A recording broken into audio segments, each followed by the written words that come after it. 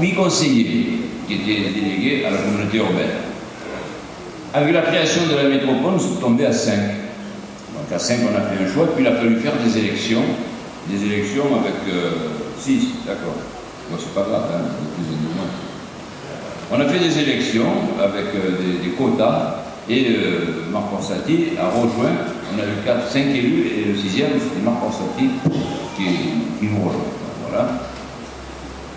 C'est la même chose que la communauté urbaine, mais nous allons prendre en plus les routes départementales.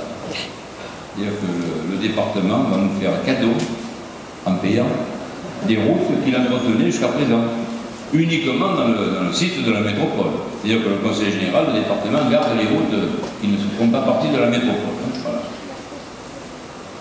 Il y aura le démarrage de l'opération d'intérêt national, mes chers amis.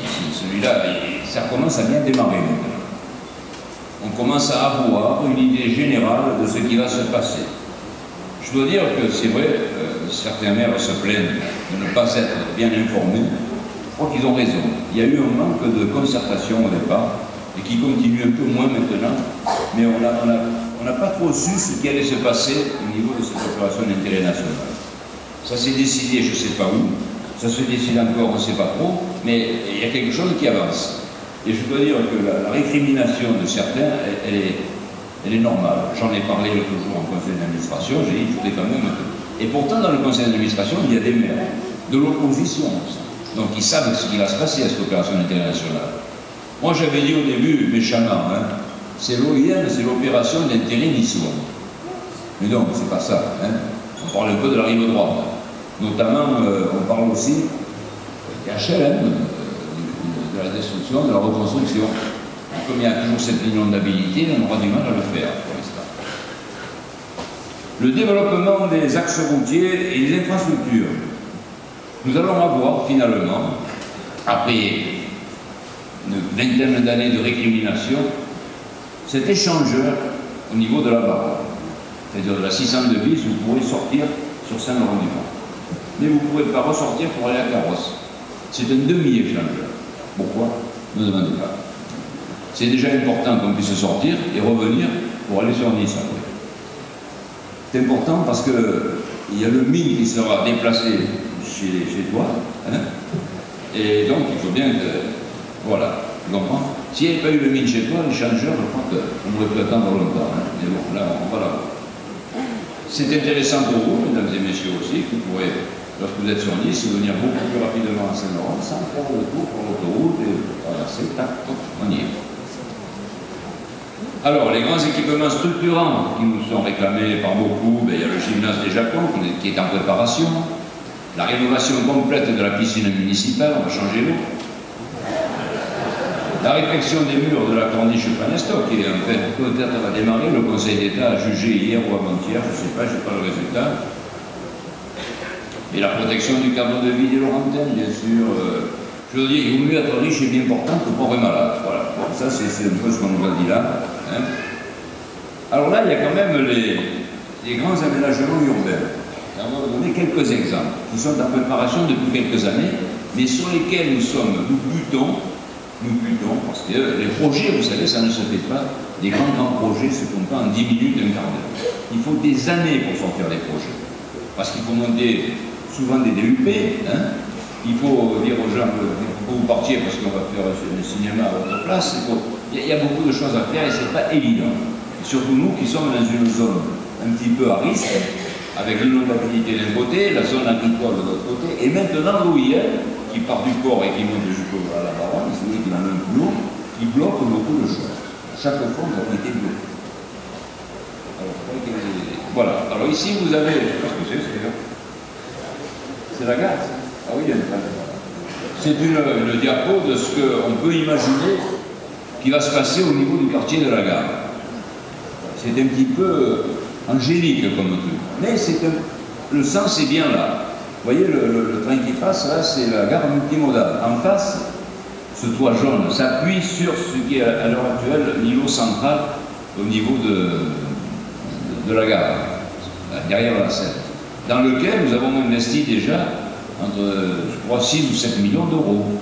Nous aimerions bien maintenant récupérer pour mettre dans notre budget, nous.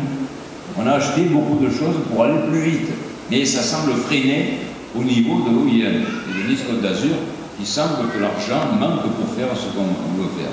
Alors, cette année, nous allons prendre une décision importante, c'est-à-dire nous adresser à un privé et lui dire, voilà, monsieur, ici, il y a un travail à faire pour vous, si vous voulez, faites-nous un projet, et vous détruisez, vous faites des équipements, des parkings, tout ce que vous voulez.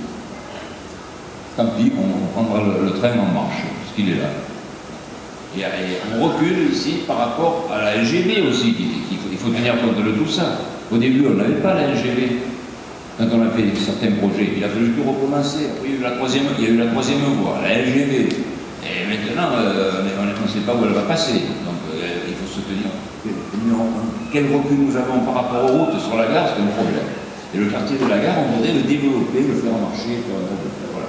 Ça, c'est une image, mais c'est un projet. Sachez que nous travaillons dessus depuis quelques années déjà. Ça, c'est le dernier qui est sorti. Ça ne veut pas dire que ça sera comme ça. Hein. Ça, c'est un peu idyllique.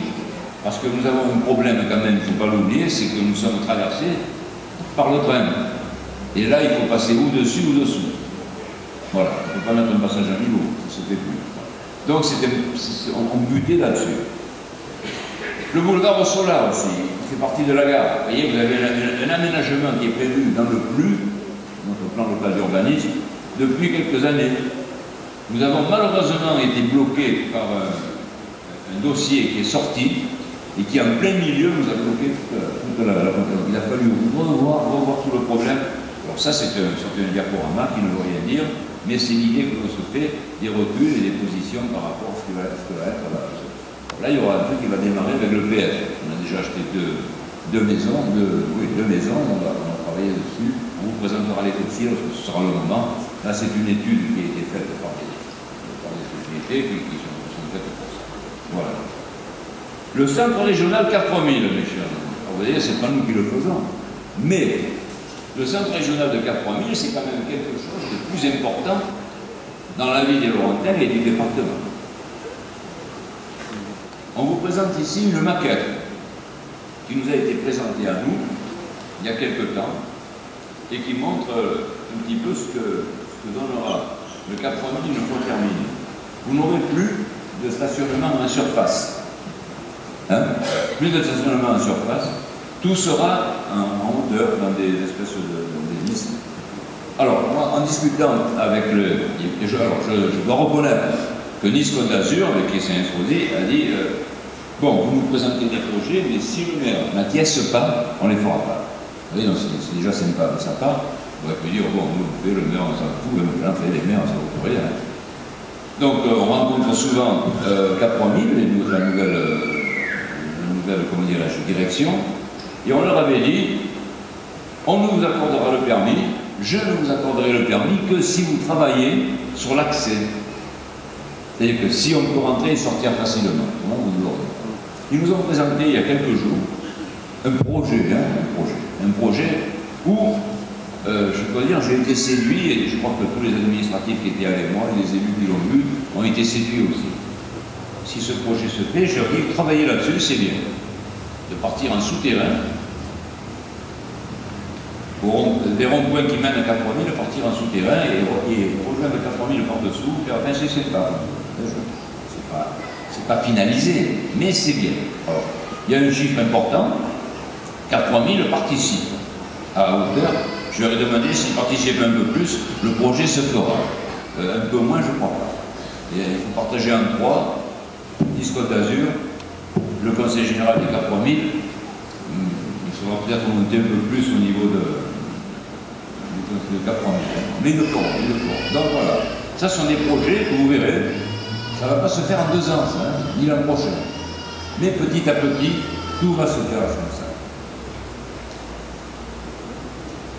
Voilà, je voulais vous parler de ça pour vous dire quand même, on ne dort pas. On prépare des projets depuis de nombreuses années. Je ne vous parle pas du quartier des Vespins, sur lequel nous avons acheté aussi, peut-être pour 1,2 million de maisons, parce que ce quartier des Vespins, en partant de la gare jusqu'à presque à Cagnes-sur-Mer, on va faire des réalisations de loi SRU dans le PLU qui sont prévues, mais évidemment c'est à longue échéance. On ne peut pas maintenant foutre dehors pour que les maisons qui sont là, pour dire on va faire des petits immeubles, on va faire ce qu'on veut. Le port, mes chers collègues, parce qu'il y a eu un petit problème avec lui ce matin sur qui cherche les projets structurants. On ne leur parle pas de ça, c'est des projets à 5-10 ans peut-être. Oui. Le port. Eh bien, le port, on aurait dû commencer les travaux. Mais malheureusement, nous sommes passés compétence Disco d'Azur. Et là, je crois qu'on a fait une erreur. Disco d'Azur a fait une grave erreur de ne pas commencer les travaux, de ne pas poursuivre tous les travaux que nous avions faits depuis 3-4 ans. On aurait déjà, comment dirais-je, commencé à faire le nouveau port, et en 2014, il aurait été opérationnel. On l'avait prévu en 2014. C'est-à-dire qu'opérationnel, ça veut dire qu'on aurait touché de l'argent. Plus moi, hein, parce que moi je l'avais fait pour me faire plaisir aussi, mais surtout pour faire plaisir à la commune. Parce qu'on aurait lancé une DSP, et celui qui nous donnait le plus chaque année, on aurait dit, monsieur, allez-y. On aurait pu prendre 1 million ou 2 millions. C'est pas inintéressant d'avoir des recettes fiscales. On les recherche. Bon, ça c'est pas fait. Monsieur Ney a voulu faire le sien, on a dit on fera les deux en même temps, donc on pouvait faire un puis l'autre après, il n'y avait aucun problème. Je n'ai toujours pas compris. C'est plus de ma compétence le port. Donc, même si on ne le fait pas, je m'en fous parce qu'on ne touchera pas les sous, nous, c'est Disco d'Azur qui vous touchera. Voilà. Je voulais vous dire ça, vous dire qu'il y a des projets sur la commune au niveau des budgets. Les budgets, on fait la voirie des budgets quand même. On a reçu déjà, c'est quand même combien, 2 millions et quelques, 3 millions.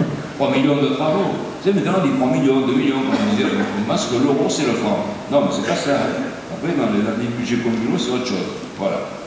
Voilà, mes chers concitoyens, ce que je voulais vous dire sur les projets, tout ce qui se fait sur la commune au niveau du quotidien, qui vous aide à vivre.